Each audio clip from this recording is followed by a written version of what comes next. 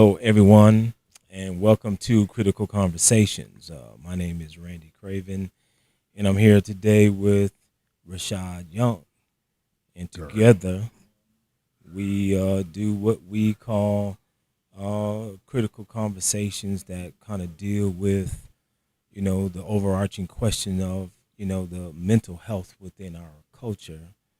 We deal with a number of subject matters that need to be talked about but aren't being talked about in a very pervasive way and very critically. So welcome to the stream. Welcome, Rashad. Yes, indeed. How you doing, brother? Doing good, doing good. Good. And So this brother forgot, I'm in the fountain of youth, so it's younger. You said Rashad Young. You right. I apologize. It's Rashad Younger. So let me retract that and get it correct. Rashad Younger. Yes, indeed. So listen, brother. Without much ado, we're gonna just jump right in and we're just gonna get to it. I think today one of the subjects that we want to kind of cover, I think we titled this "When Parenting Becomes a Battlefield." Correct. And there are too many instances where people in our community are having children together and then not necessarily agreeing on how to parent those children, and the relationship that the parents have aren't very, let's just say, cooperative, so that the children get to benefit from functional parenting. Correct. And so what's your thoughts on that subject generally? So just, my thoughts with being a father and been dealing with that battle for basically 12 years, but 11 years to be exact, because that's how my daughter is. And, just from the beginning, just going through the fear of finding out, hey, I'm going to be a father. My situation was a little bit different. We kind of talked about it in the first episode, where it was a one-night situation that led to me becoming a father, and just the turmoil. Unintentionally. Yes. Yeah. So it wasn't planned, wasn't in a relationship or anything like that. Just was, like I like to say a lot of times, doing the most, and getting a call that from the person that I engaged with, that, I'm pregnant by you. Yes. And unfortunately, she was also telling me that there's an STD. And so when I heard that, I was like, this ain't my kid.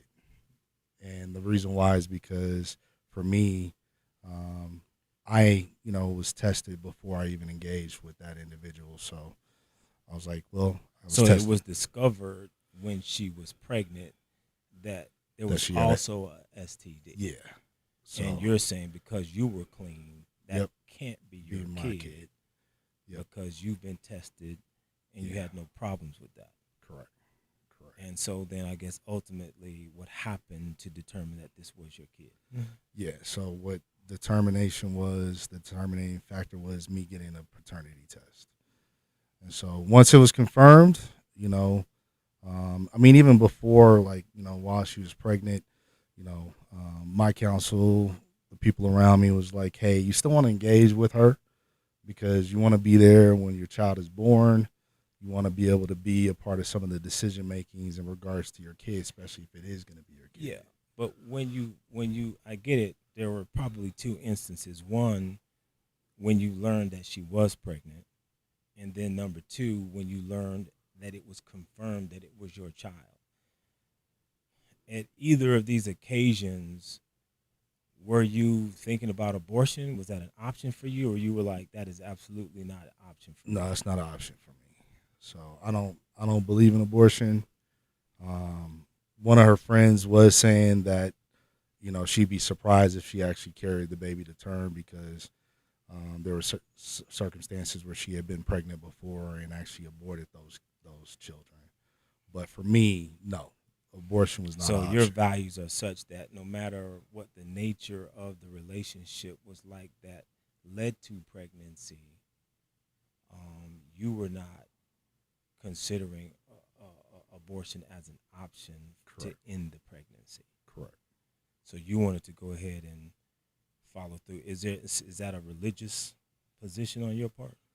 So that's my culture. Um, I am so in regards to my. Are you talking about your social racial culture? Or are you talking about your spiritual culture? What? I'm saying my spiritual course culture as well as the way I was raised, right? And so in regards to my So those foundation, are more your personal values. which is personal values, a lot of times can come in regards to like I look at it in regards to culture too, right? So Well, I just didn't want people to be confused because you know abortions are pretty pervasive in our culture, correct.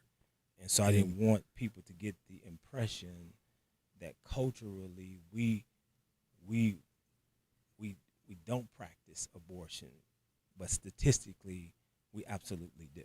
right.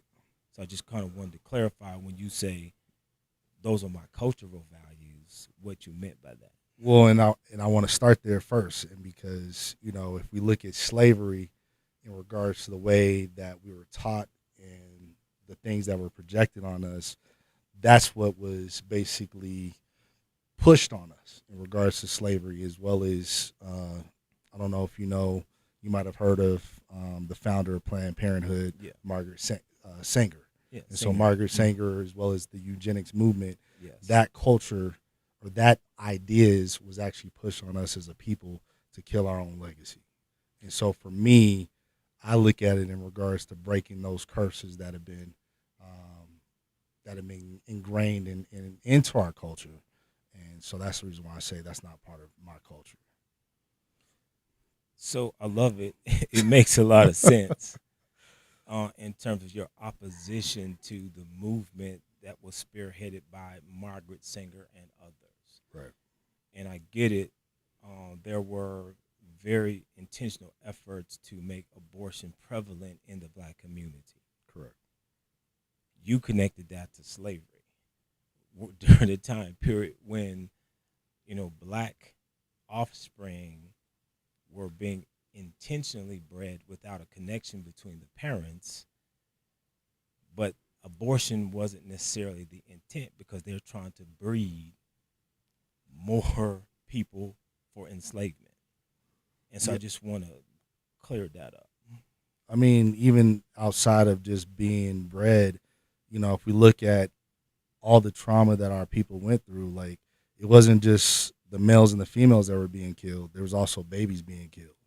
There was trauma, and the main reason why is to let us know that in regards to white supremacy, they had a dominance over us. So Okay. there was really no, from rape to murder to all the things, and even in regards to ripping out fetuses from pregnant women, Hmm. there wasn't really any restriction on what they could do to us. True. And so that's the reason why I say that.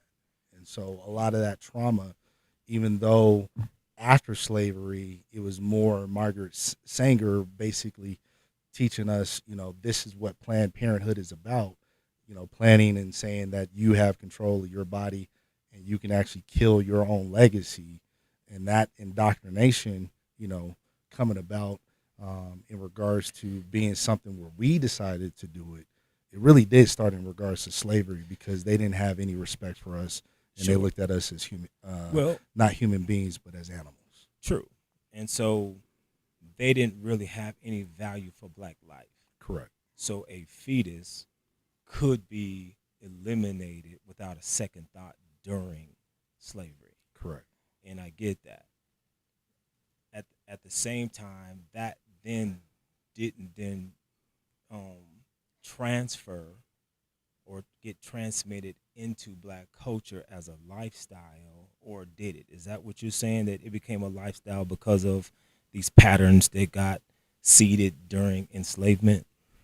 No, what I'm just saying is that there was trauma that was there, and Yes. then once the foundation in regards to the eugenics movement and Planned Parenthood, that's when they started teaching us, oh, have control of your body. You don't really need to have this many kids, and talking about poverty.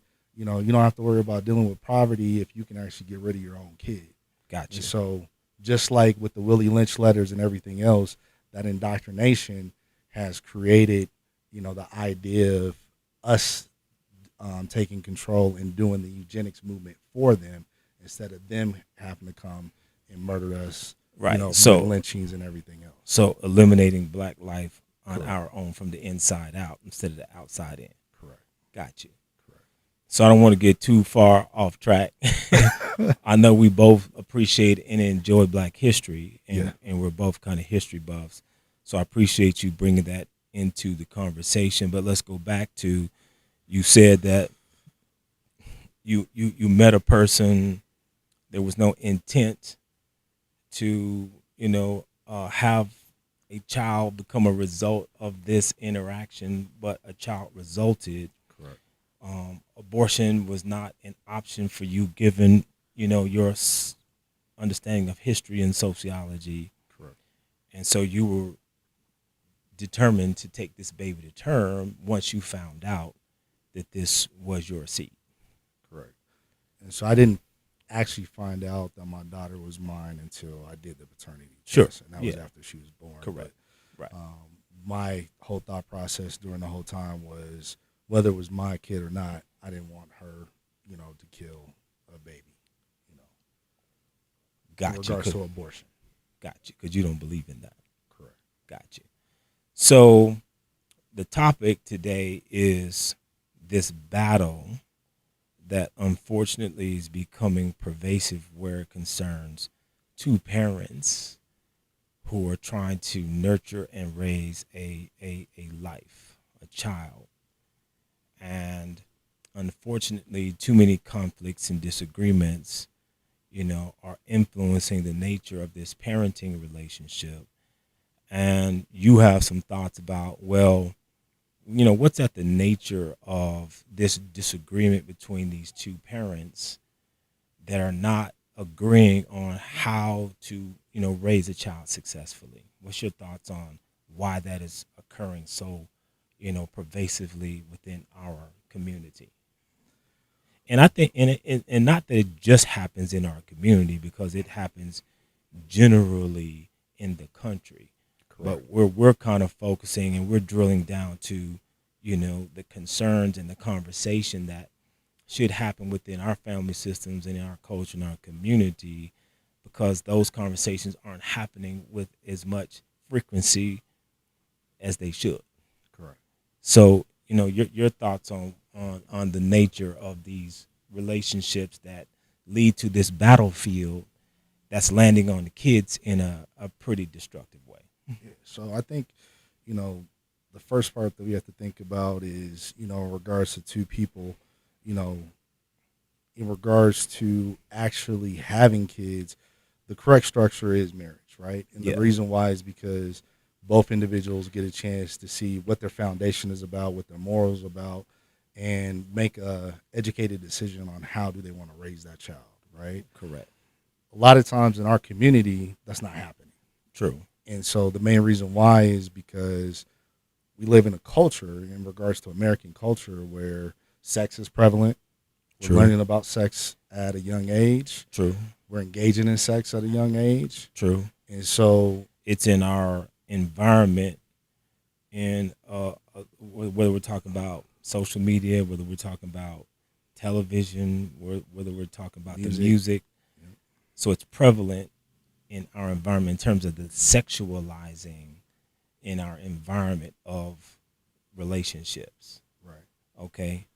And so you're saying that that's having an influence. That does. It has a major influence because, if two people are engaging and you really don't know each other, and then you end up creating this life, then, it already starts controversy between two people because, one person is, like in regards to my situation, she just had it in her mind frame where, it's your seed, but you don't really have to be involved.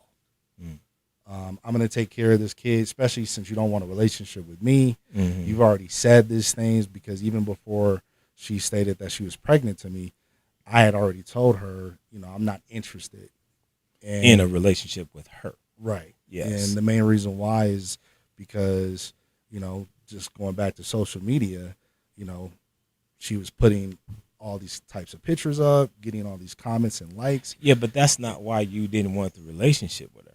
Well, one, because I didn't know her, and two, I wasn't interested in moving in that direction. It With was, anybody, not necessarily her.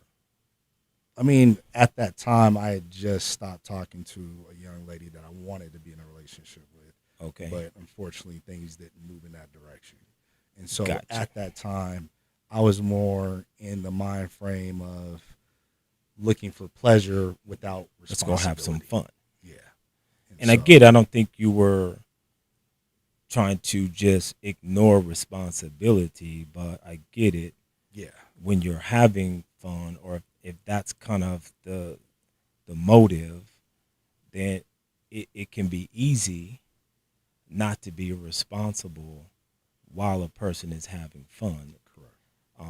But what I was trying to just drill down to was,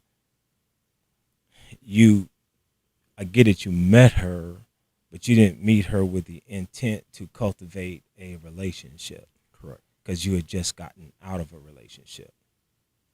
Correct. Okay. So I get it. One thing leads to another. Yes. And she ends up getting pregnant. But you're telling me that it sounds like there was some bitterness about the fact that you didn't want the relationship, and that offended her. Well, I can't really say we even talked about a relationship, because it really was a one-night stand. And so with that one-night stand, we didn't know each other enough to even say, let's move into the direction of a relationship. But like I was saying, in regards to like the whole social media thing, you know, with seeing, because, you know, anyone, you can go, you know, if you meet someone that night, you can go and research someone's social media. And so I knew of her. And so she knew before you met her that night. Yeah, so I knew of her previously before we engaged in sex that night. Okay. But after we engaged in sex that night, and, you know, having the conversations that night, I made it my decision, like, that was going to be the last time. And so the last time that you interacted with her. Yeah, we would interact, period. And so after that interaction, you know, a month later, I get a call, I'm pregnant. You know, you gave me an STD, these things. And so when I heard the STD part, like I said, I got excited, because I'm like, well, this ain't my kid. Because I know I didn't give you an STD, because I was clean before I engaged with you. So right. So I get it. You got that call that most brothers don't want to get. Yeah. And it scares you. Like, I'm not gonna lie, like, it scares you, because then you think, like, well, if it really is my kid, you know, my whole life is gonna change. Yeah, and I get it, since you have the principles that you have in terms of, we'll just call it pro-life. You were just willing to take responsibility for what had occurred. Correct. And then help to nurture this life into maturity in spite of the circumstances that created it. Right. And so you said at a certain point in time, you feel like she made a decision to kind of either limit or block you from having a relationship with this child. Yeah, I mean, and it started, you know, during the pregnancy, which I wasn't expecting that we were going to be like hanging out and kicking it or anything like that. But we ended up having a conversation a month before my daughter was born. And so she had kind of cut off all communication with me. And so finally, from what I remember, you know, we were able to finally connect, and we were able to sit down and have a conversation. And so one of the conversations, I mean, one of the topics that we talked about while we were sitting down was, you know, have you decided on a name? And she was like, yep, came up with a name. This is what your daughter's name is going to be.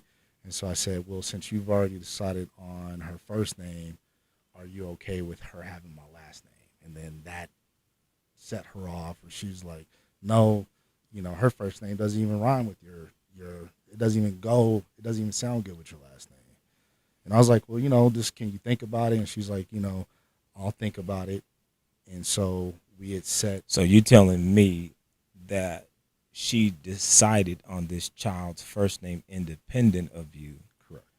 And then wanted to ignore tradition and then give this child a last name that was also independent of you. Correct. And why do you think that she wanted to do that?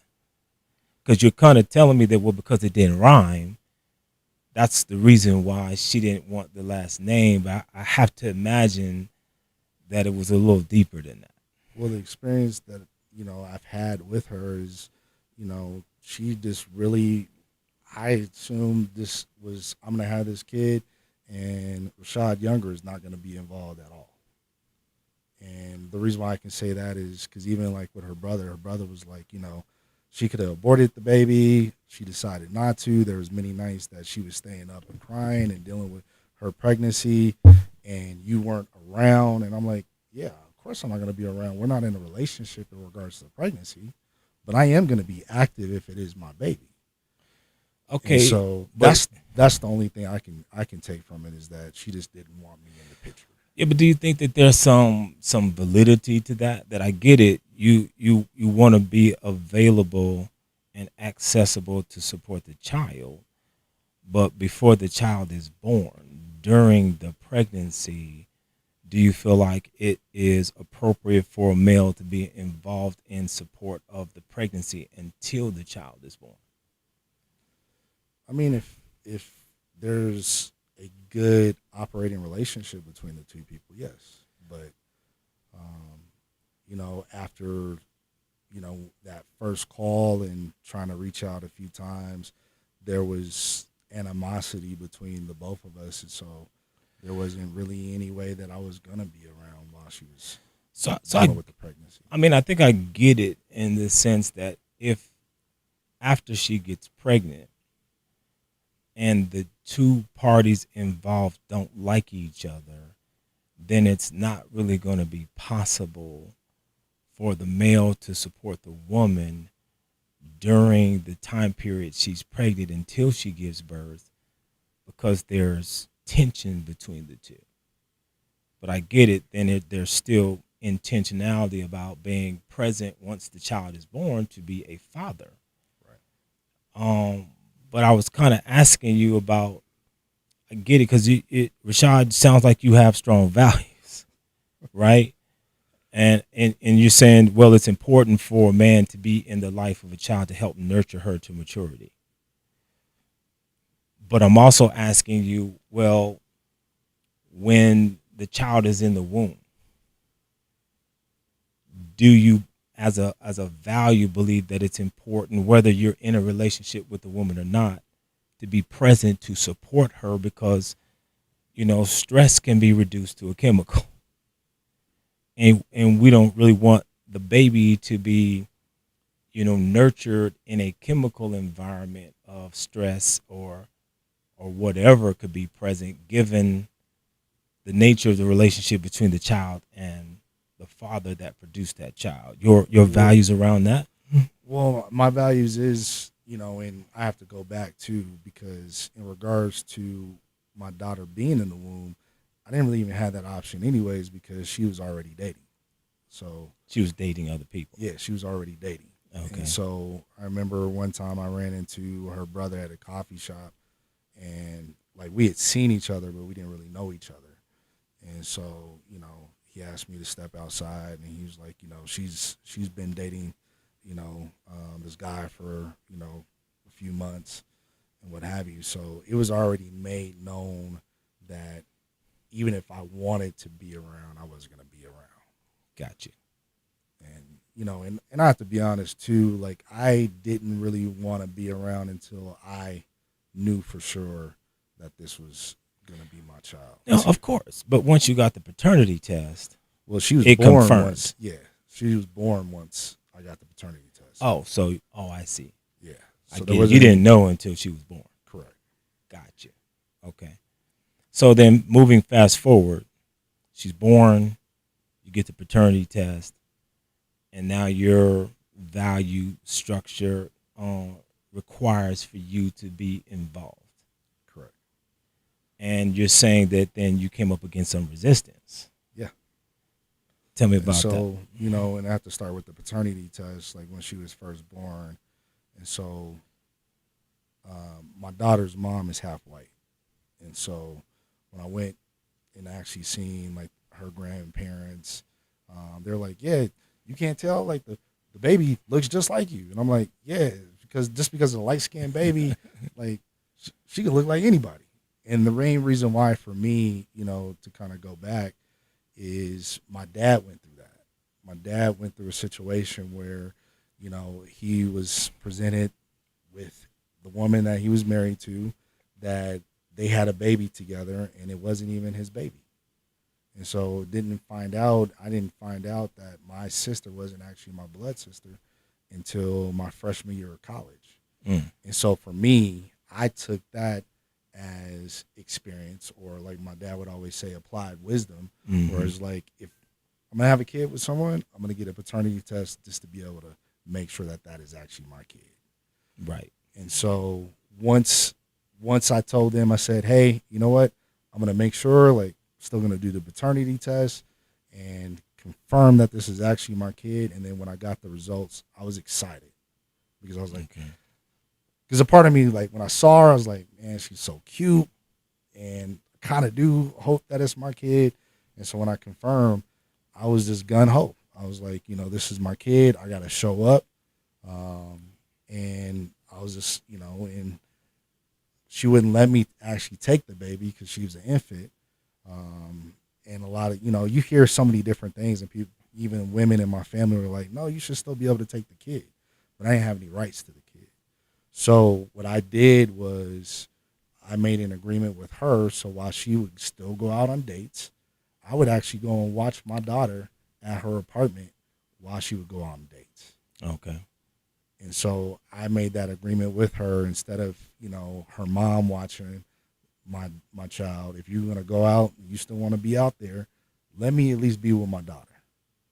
And so then I hit another path of resistance. So the path of resistance was one, dealing with the paternity test, and even before that, I wasn't there. So I got to rewind a little bit. Before she was born, like I said, we had that conversation, and so I was supposed to, you know, try to see if I could be at least at the hospital when she had the baby. Right. And so, you know, she was supposed to come around my mom's birthday in September. And my mom was just like, you know, have you reached out? My dad was like, have you reached out? And so I kept reaching out, no response. And so finally, and actually, let me back up. The reason why, we're not going to keep rewinding. I mean, you know, this is like the second rewind. Now go ahead, brother. But no, the reason why she wasn't taking my phone calls, she wasn't taking my text messages, is because when we talked about my daughter having my last name, she said, well, let me think about it. Okay. And so we had a scheduled call in August before September came for the birth. And so I called her, said hello, and I said, you know, I just wanted to check in with you, see how you're doing. And then I said, you know, and I also just wanted to follow up on our last conversation. Have you thought about, you know, my child having my last name? Last name, right. And so she just snapped on me. And she was just like, you know, you didn't even call and ask how I'm doing. And I was like, I did. And she was just started yelling, and then she hung up the phone, and that was the last time we talked. And I didn't hear from her until the end of September, beginning of October, that she actually had the baby. That's when she reached out to me. Wow.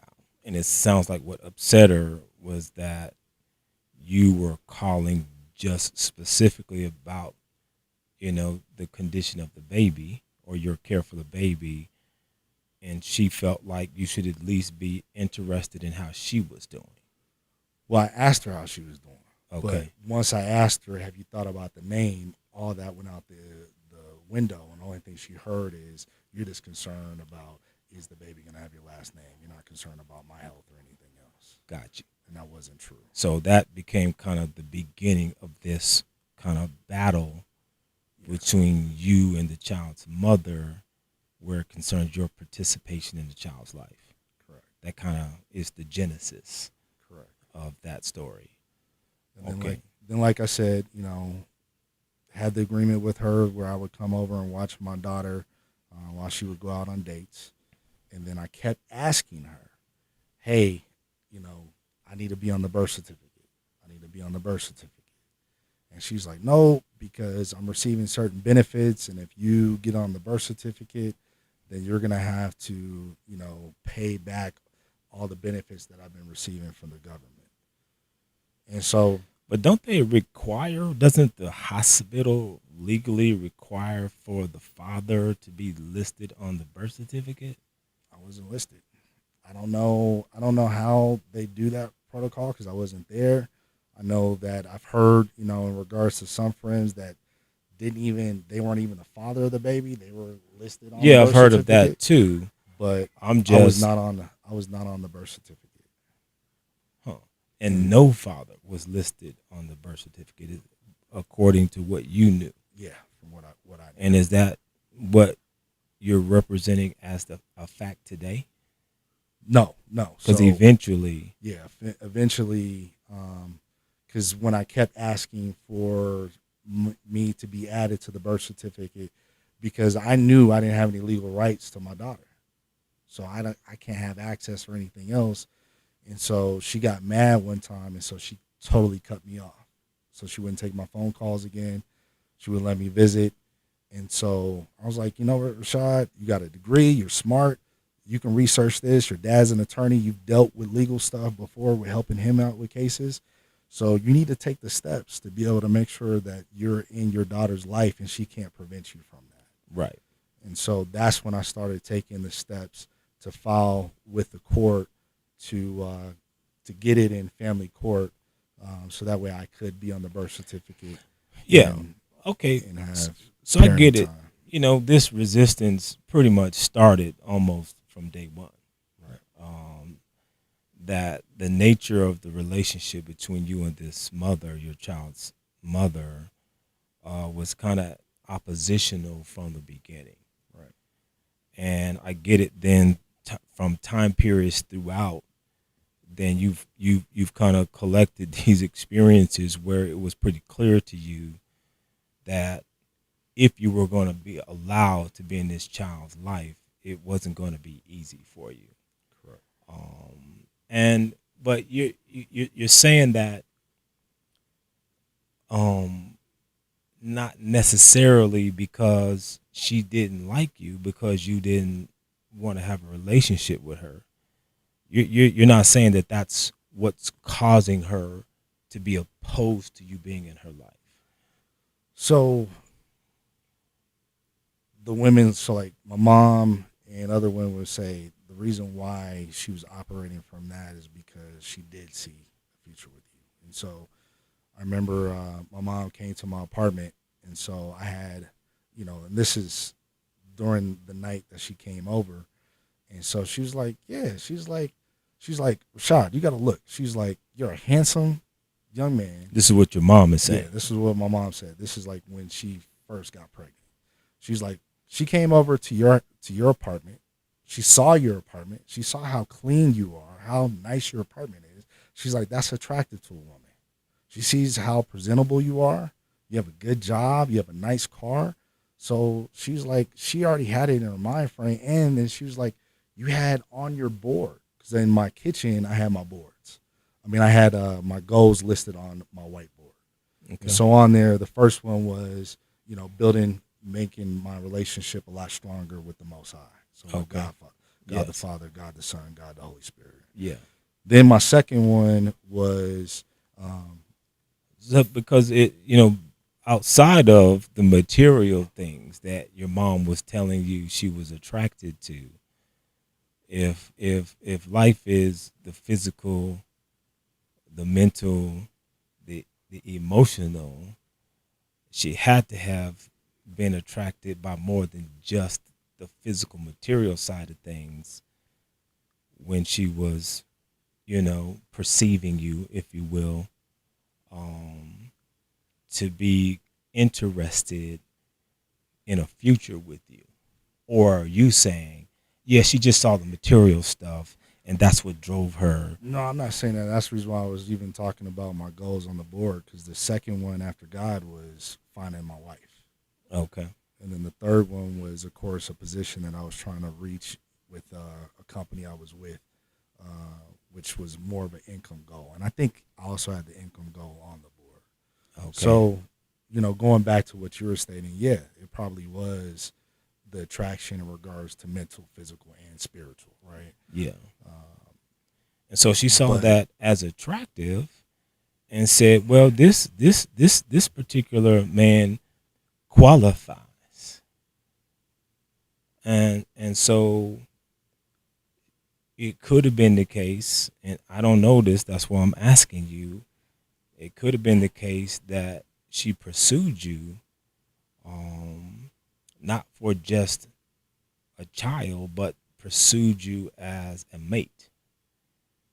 and that probably is so, because like even her friend said, she was like, because even after she had the baby, she's like, I'm actually shocked that she didn't abort this baby, because she's known for, you know, getting pregnant multiple times, but she always ends it with an abortion. And So so when she learned that you didn't want a relationship with her, you don't think that then became the woman scorned? it probably did. I mean, and the only thing I can look at is from my perspective in regards to male and logical. It's like I never opened that window. Yeah, I'd open the window in regards to us having sexual relations, but the way I look at it, I shut it down from the beginning. And I even told her, like, I'm not interested in you in that way. And here's the reason why: A, B, and C. And you can actually see it in regards to the way, because I really wasn't operating with women of that caliber. The women that I was actually operating with, like the one I was talking to before, is a nurse, medical field, you know, lawyers, doctors, just professional women that are, attractive, but also have a good mind frame of, I want Having the that best career in path life. together, yeah. Yeah, Kind of having a well-rounded lifestyle, correct. yeah. And so now I get that. That's kind of, your how you operate in terms of looking for a compatible mate. Correct. And you don't think she was looking for that too? Yeah, I Oh, mean, okay, she might have been. I, okay. I just I And you just didn't know this. I just no, You. because I was just blunt from the beginning, like, and I was like, because one of the things in regards to dealing with dating, my history of dating is, you know, I've learned how to shut down women so that way they don't turn into stalkers, and I'm not gonna give that game, because then, you know, women to know, like, oh, well, that's what he's doing. But with her, I was real direct and I was real blunt, and I was just like, there's not really any chance. So the way I looked at it is, she gets that, she knows we're not in a relationship, and then right after, she's telling me that she's pregnant. I mean, because Denver's small and everybody knows everybody. She started dating right away, and so So so so my thought process is like, there was really no interest there, because you're already back at it. And that also kind of made me think, like, this maybe might not be my baby. And with her friend also telling me the things in regards to her lifestyle, and then also just hearing from, the streets, like my cousin, I have well-known family out here. And then, even my ex-fiance, like, even some of her cousins used to actually date her. And so, just hearing all these things, I never really put it as, her eyes were really just set on me. But I could be wrong in regards to that.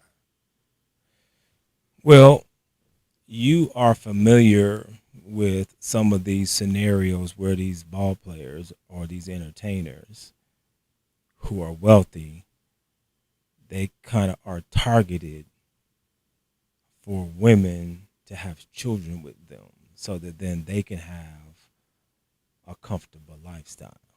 You familiar with that? Yep. And you didn't think about that as you being a target. I mean, that crossed my mind because I mean, you're not a ball player. Yeah, and I'm not a ball player. You're not a rapper, but you kind of are presenting as if you belong in a category where, you could get stocked. Yeah, because you come with all these attributes. Right. Is that cocky on your part? I mean, the way you're saying it sounds like I'm cocky, but I never said that about myself. Okay.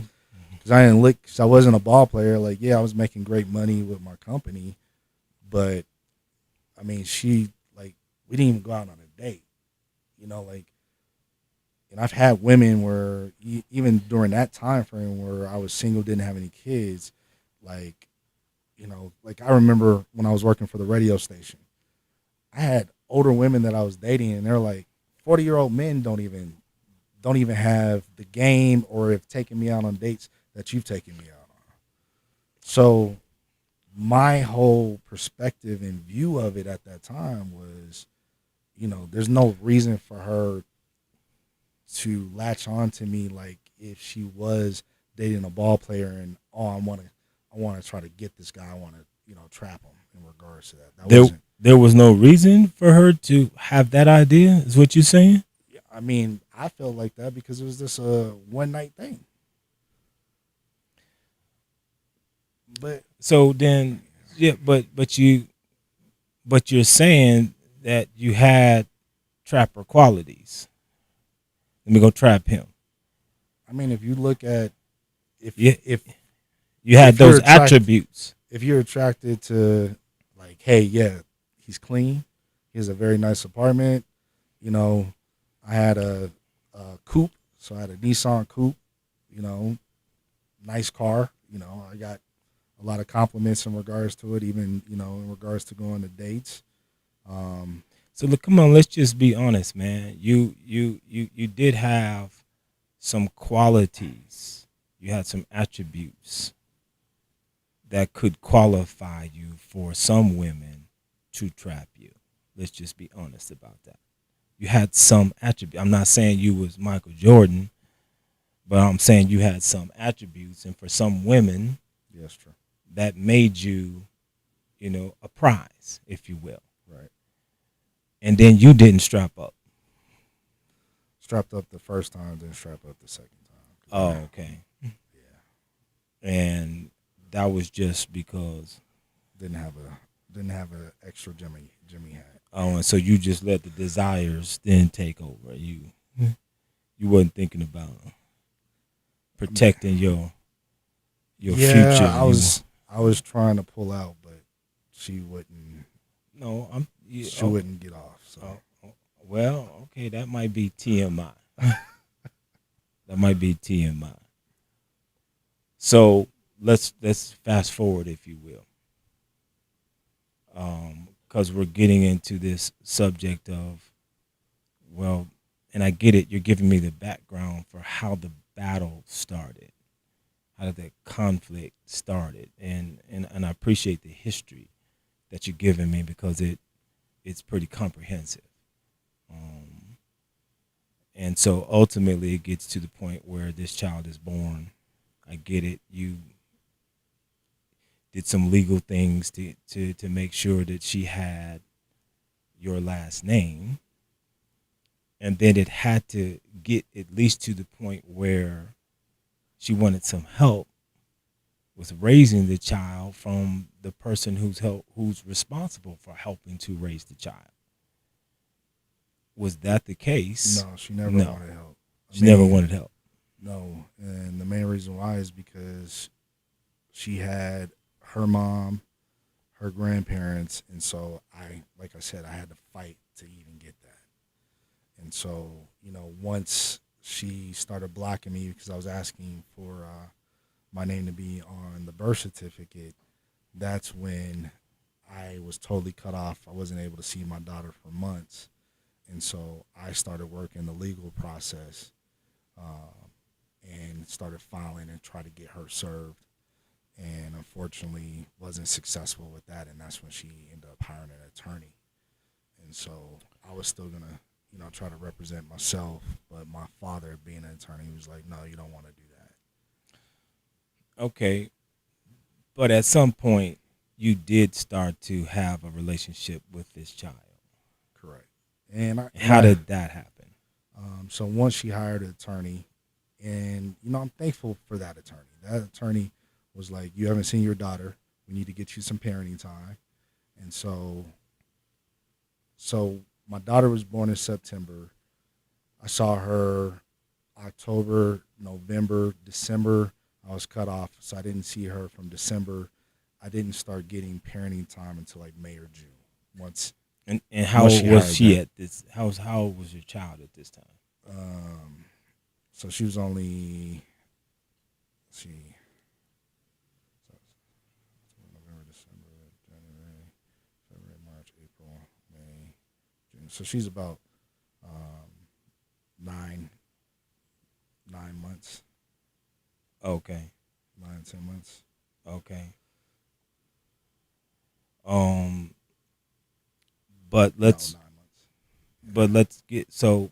But ultimately, so you got legally through the legal process, you got inserted into her life, Correct. and then how did that work for you? I mean, once So you know, so initially, like once she hired the attorney, he said, "Let's start giving you some parenting time." So I had a few um, days and a few hours I was able to spend with her. per Then, week. then after her first birthday, that's when we actually had mediation between her attorney and my attorney, and we put our parenting plan together. And so the Okay, parenting plan, originally, I think I had every Wednesday, and then I had every other weekend in regards to this visitation, so no overnights. got you. So Rashad, we probably got to get to the point where you know we're defining this combat between the parents, um, and then maybe some solutions because at some point, let's summarize. You got some parenting time. You started developing a relationship with your child. I'm not saying it was all easy to get there and it was easy throughout, but ultimately you got there, um, and then things kind of unraveled to the point where it's still challenging for you to have parenting time and now so bring us up to speed with what's going on with this parenting time currently, and then let's kind of talk about you know because some people can relate to these kinds of challenges, but I think it's kind of extreme and unusual where when you have a woman who takes the position that she doesn't want the child's father to play any role in the child's life whatsoever. I mean, I think that's kind of extreme and unusual.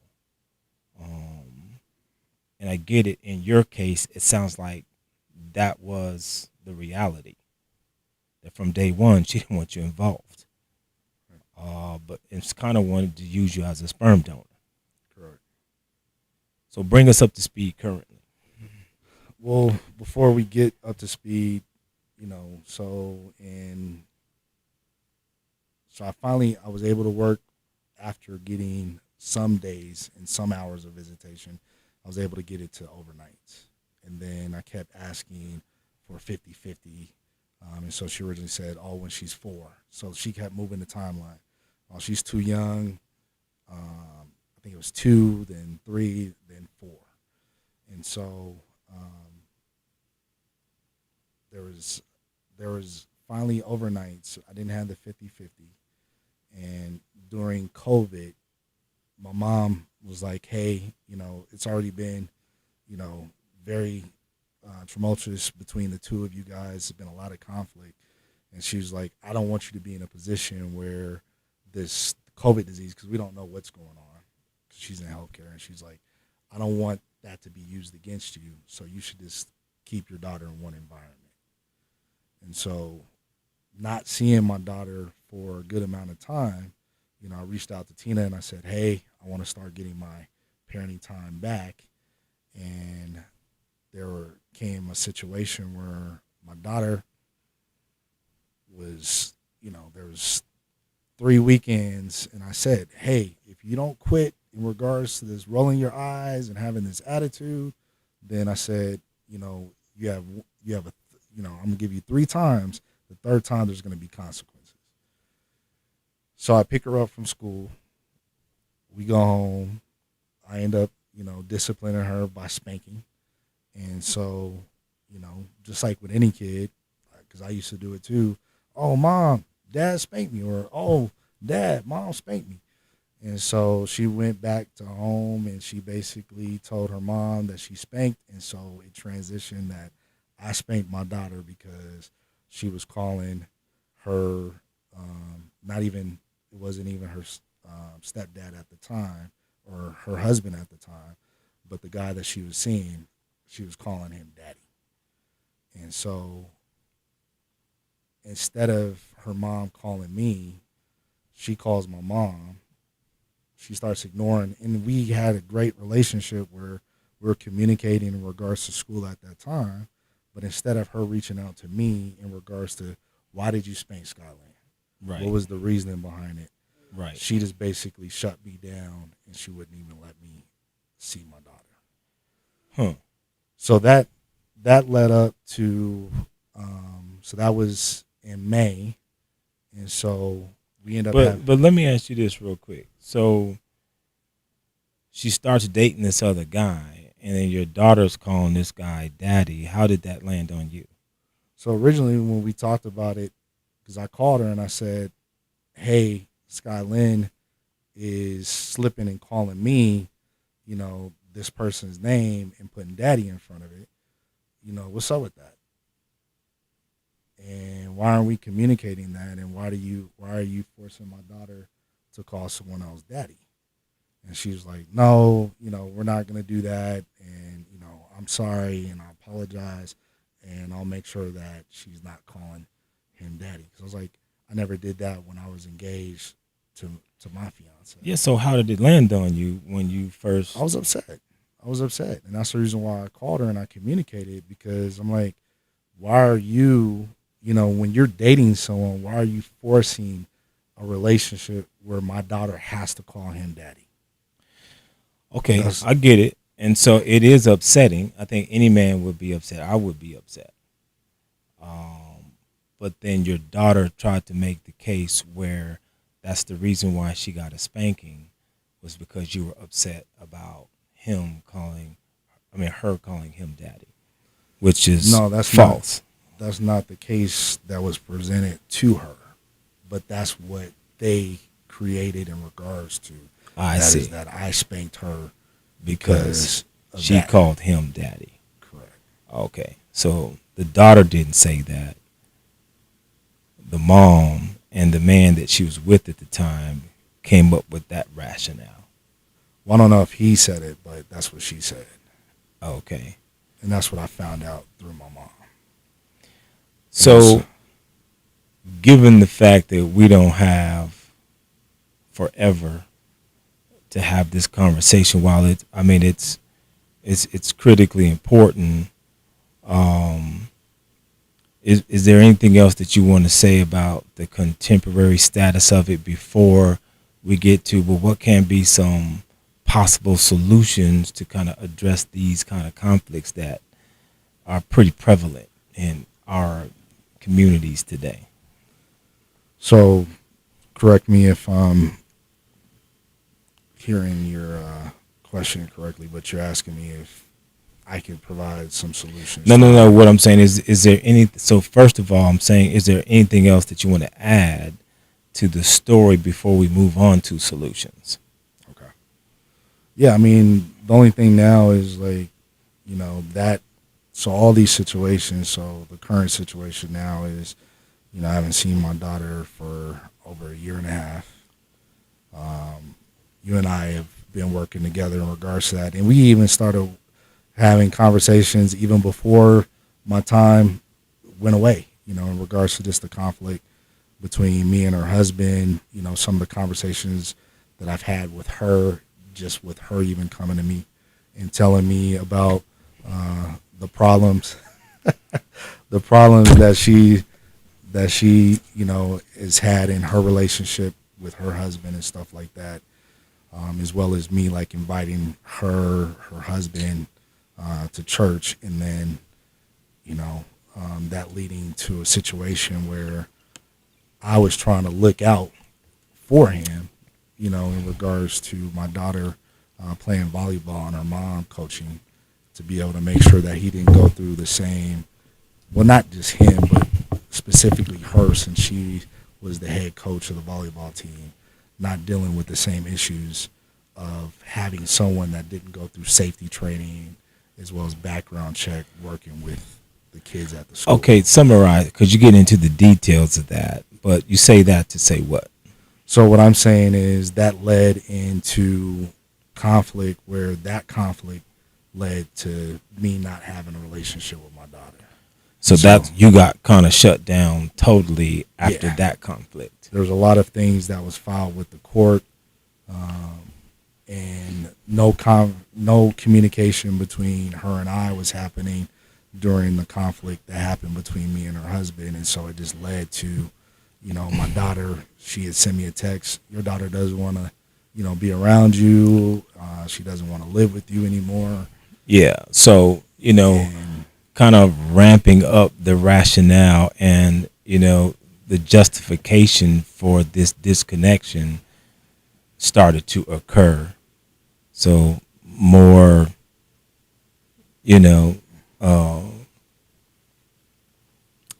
I'm not going to say evidence, but more material started to get presented to kind of justify disconnecting your daughter from you. Right. Anything else before we move on to some solution things? No, just, the only thing I can say is that, in this day and age, it seems like there's a lot of brothers that do want to be active in their kids. And the main reason why is because a lot of brothers grew up with, without active fathers. I'm not saying that in regards to my regard, but the ones that do want to be in their kids' lives, like, they're going through it.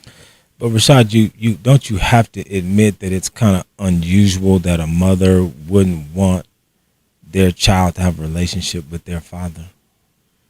Don't you think that that's pretty unusual?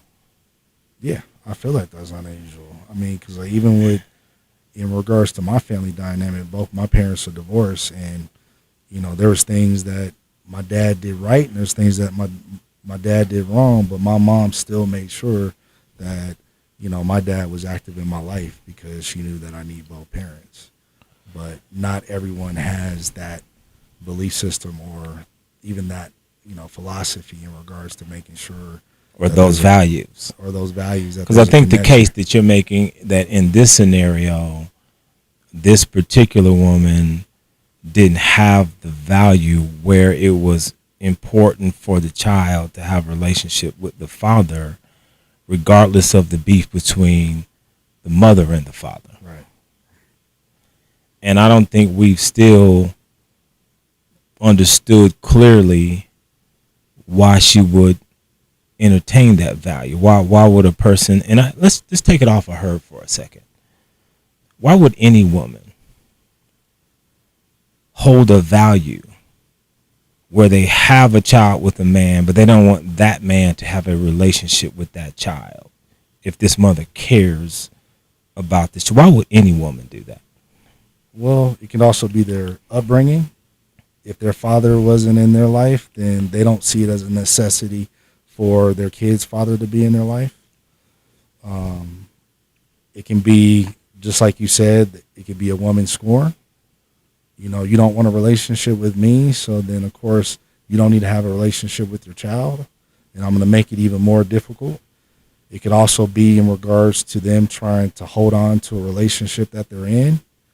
If he's not happy and you have a domineering personality and he doesn't, then I'm gonna, to be able to make sure I can keep my relationship, then I need to move you out of the picture. There's so many different factors. So if a woman has a natural bond between herself and the child that is ordained by God,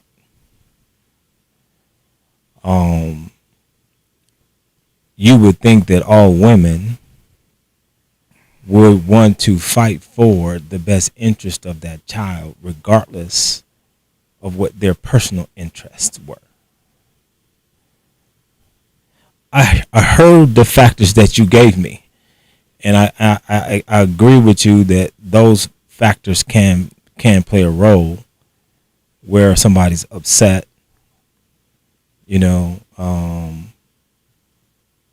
but you would think that if they care about, the life of the child, they would think that that child should know and should have an opportunity to have a relationship with their father.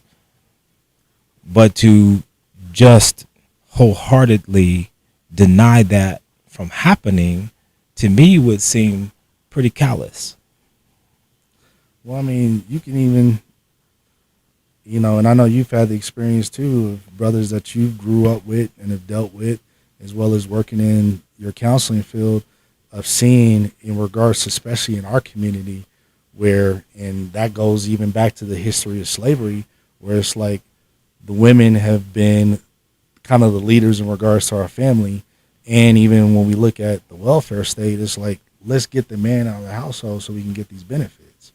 So in regards to our community, there's been a lot. I mean, whether it's the women pushing men away or men just running from their responsibility, women have in our community this mind frame, we really don't need the men to be here to be able to raise these kids.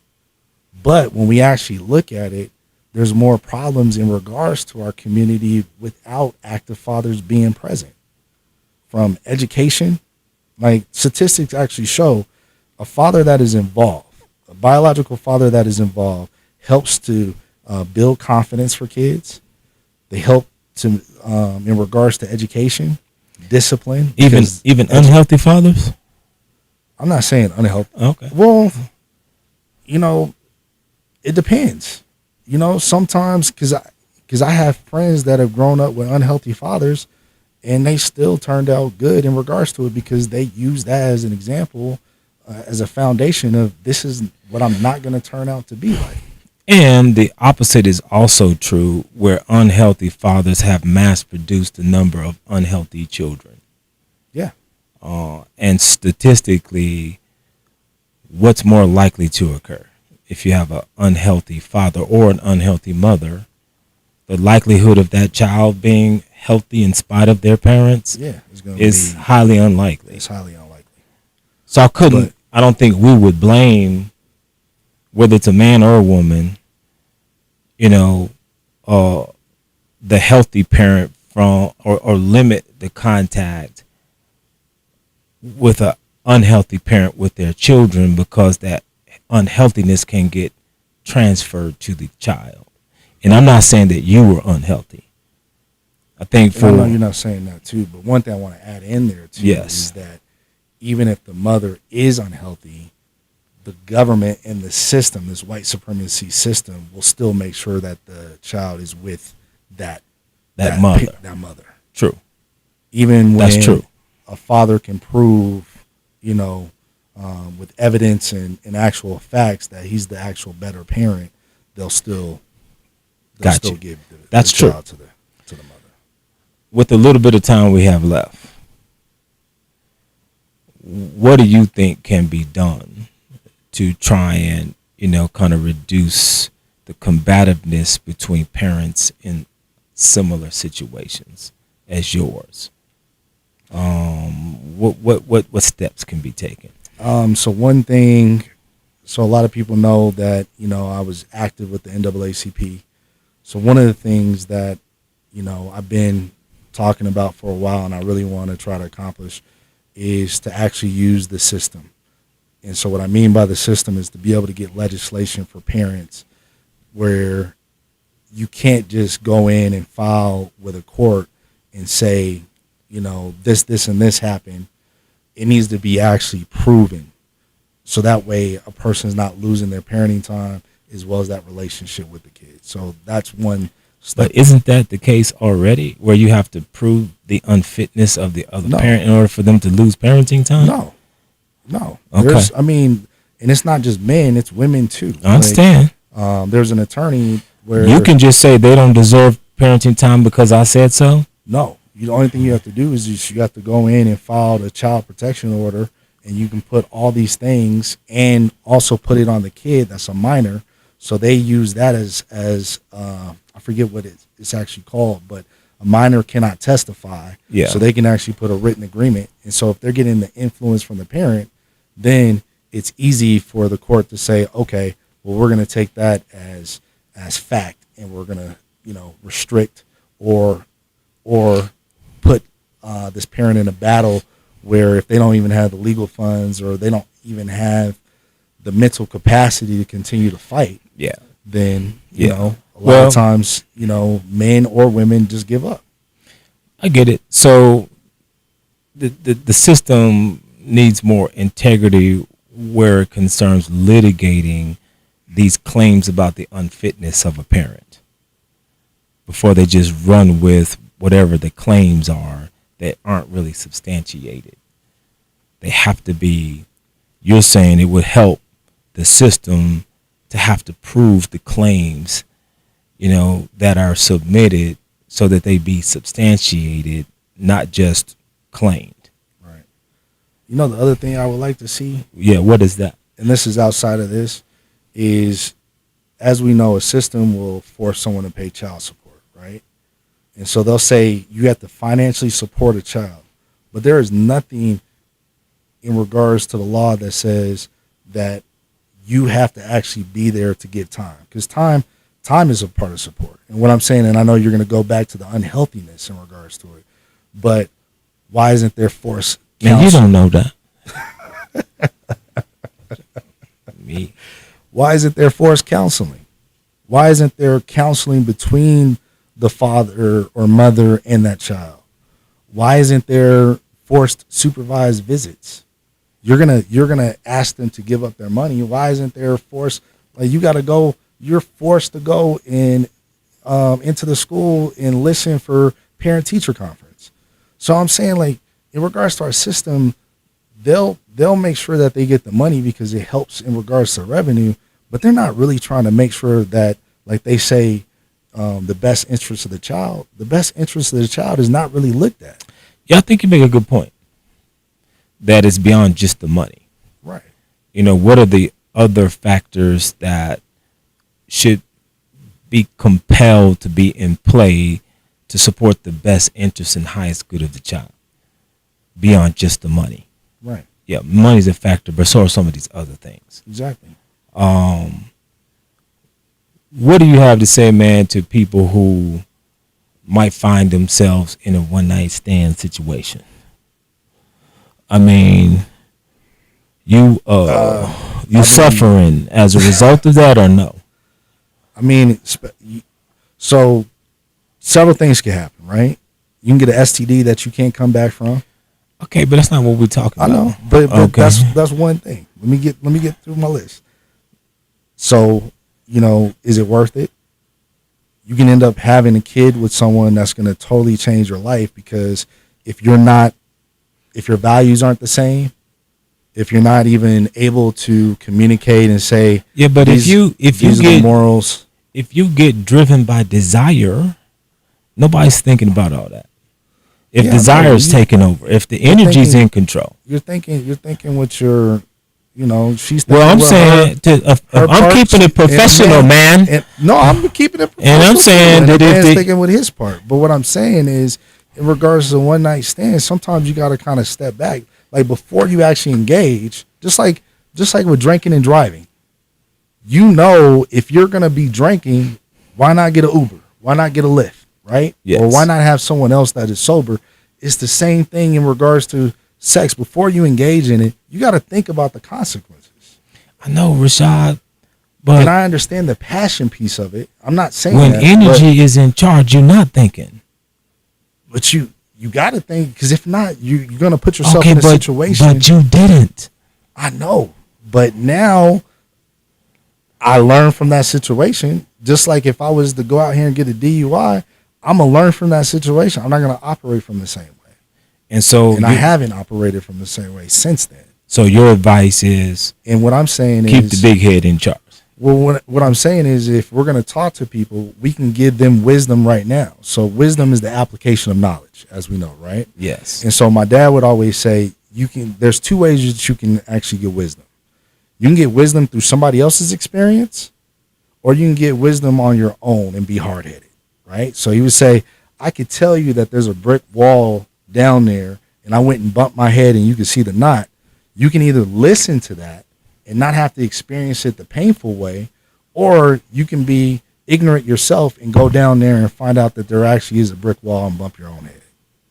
And so what I'm saying in regards to a one-night stand is, if you can step back, not put yourself in a situation where you have to worry about getting an STD that might be life-threatening from someone, or having a child with someone, then why not at least put parameters in place so that way you don't have to go through what I went through? And so I would just be smart with it. If you're going to do it, make sure that you strap up. Make sure, if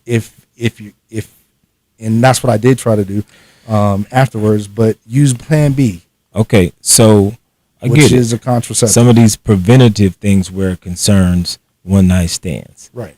We've covered that. If you find yourself... You kind of cut me off. Nah, man, it's just you gave me enough. And so when it gets to the point where we're past that and you're in a combative situation with the mother of your child, give me some wisdom, man, on how to end the war. I would say the first thing that if I was to start over and I had the wisdom I have now, is I wish we would have gotten counseling right away. That way she can have someone else that she can communicate her perspective, and I can have someone to communicate my perspective, and so that way it wouldn't be so much conflict between the two of us. So what I would recommend to someone is, if you are going through that, and if you're going through that now, right, someone might be right at the beginning phases of it, try to see if you can talk to the other partner and talk about counseling. Yeah, no, okay, that's fine. That's a good suggestion, obviously, because I'm a counselor. But what can you do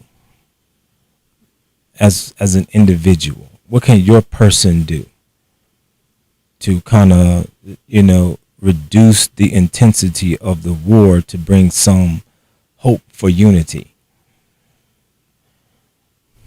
I don't really have the answer for that. I mean, for me, I feel like communication is key, but even in regards to communication, if someone is not seeing it from your side and your angle, communication a lot of times is going to go out the window anyways. They're not going to hear, especially if they're angry and they're upset.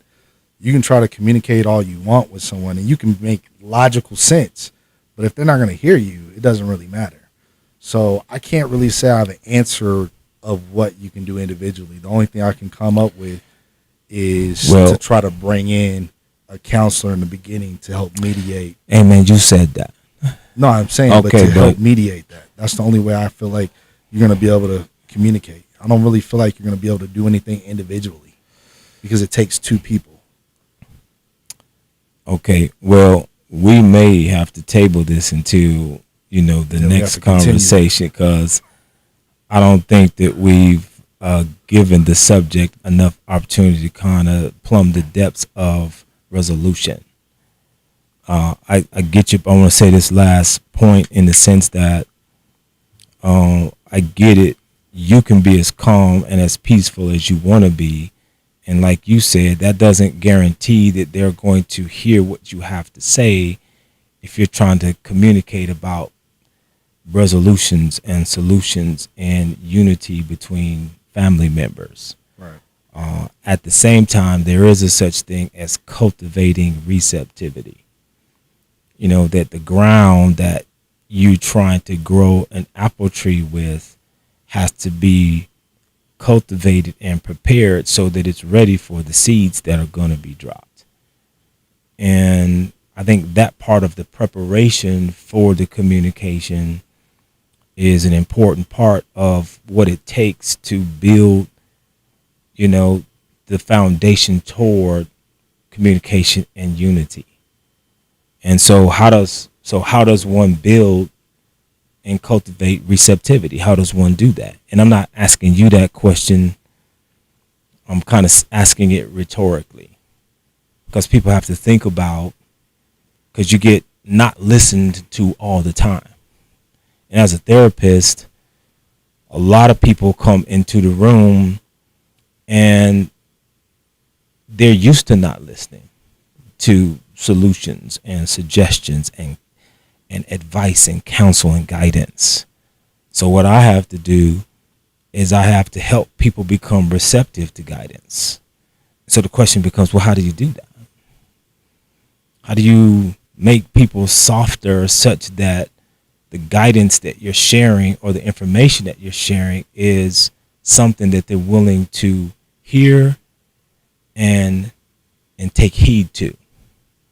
And so some of that stuff, and I'm not going to spend half an hour talking about that, but it's really when people are understood. Let me just throw this one concept out there before we get into more of it at some future point. Maybe I'm teasing for the next. and when people are understood, when people tell you what they're bothered about and what they're upset about, what's haunting them, and you can communicate to them how well you've understood what their perspective is and where they're coming from, that is going to melt their defenses because they feel understood. I think that's a key component in all relationships, no matter what the dynamics are, is understanding first. So, because we all say, well, the young people need to be listened to. Somebody needs to, well, if you're listening and but you don't understand what they're saying, or if you're listening and then you don't tell them what it is you understand about what they're saying, then we're not accomplishing the goal. Right. So when we're talking about receptivity, let's put that, as a factor for what helps bring unity. I agree. And I think, a resource that a lot of people can use is there's a book called How to Win Friends and Influence People. Mm-hmm. And it talks about some of those concepts. And a lot of these books, pulls it from the main source, the Bible, the basic instructions before leaving Earth. It's also another good book to see, so you just use an acronym. Basic instructions before leaving Earth. That was pretty good. I like that. So the Bible also gives different principles on how to operate in regards to relationships. But the main thing I'll say in regards to it is, like, even with that, even with sometimes those resources, you still, like you said, you still have to, listen, understand people, but you also have to meet people where they're at. And sometimes that takes time, and it takes a lot, especially if there's trauma that's there and if there's anger that's there. You got to break through those barriers, and that can be a lot of hard work. Amen. Let's let that be the last word for now, brother. Yes, indeed. Critical conversations.